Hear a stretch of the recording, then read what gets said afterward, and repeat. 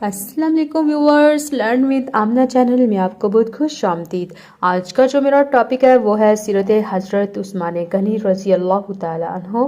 آج آپ کو اس ویڈیو میں یہ بتاؤں گی، لیکن اس سے پہلے اگر آپ میرے چینل میں نئے ہیں تو میرے چینل کو سبسکرائب کیجئے اور ویڈیو کو لائک کیجئے تاکہ آپ تک میری ویڈیو بآسانی سے پہنچ سکے۔ شکریہ۔ چلتے ہیں اب اپنے مین ٹاپک کی جانب۔ حضرت عثمان غنی کا نام و نسب۔ آپ کا نام عثمان ہے، آپ کی کنیت ابو عبداللہ اور ابو عمرو ہے۔ آپ کا لقب ذو النورین ہے۔ آپ کے والد کا نام عفان ابن ابی العاص ہے اور والدہ کا نام عروہ بنت قریظ ہے۔ حضرت عثمان غنی رضی اللہ تعالیٰ عنہ کے لقب ذو النورین کی وجہ تسمیہ کیا ہے؟ حضور نبی کریم صلی اللہ علیہ وآلہ وسلم کی 2 صاحبزادیاں آپ کے نکاح میں آئیں۔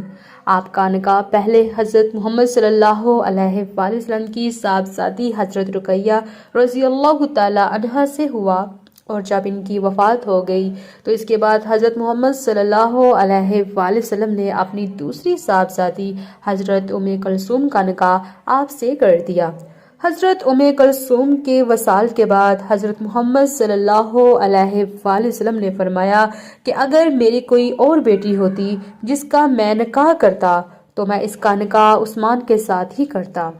حضرت سیدنا عثمان غنی رضی اللہ تعالیٰ عنہ کو یہ اعزاز حاصل ہے کہ ان کے علاوہ بھی کسی نبی کی 2 بیٹیاں ایک شخص کے نکاح میں نہیں آئی، اور یہی وجہ ہے کہ آپ کو ذو النورین یعنی 2 نوروں والا کہا گیا ہے۔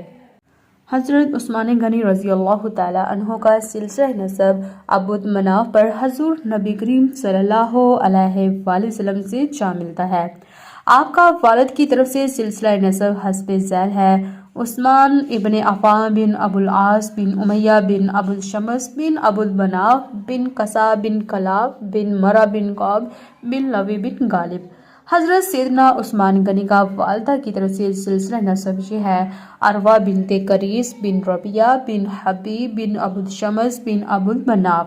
حضرت سیدنا عثمان غنی کی نانی حکیم البیضہ حضور نبی کریم صلی اللہ علیہ وآلہ وسلم کے والد ماجد حضرت سیدنا عبداللہ رضی اللہ تعالیٰ عنہ کی سگی بہن تھی۔ اس طرح اس رشتے سے حضرت سیدنا عثمان غنی کی والدہ حضور نبی کریم صلی اللہ علیہ وآلہ وسلم کی پھوپھی زاد بہن تھی۔ تو یہ تھا حضرت عثمان غنی کی سیرت اور سلسلہ نسب۔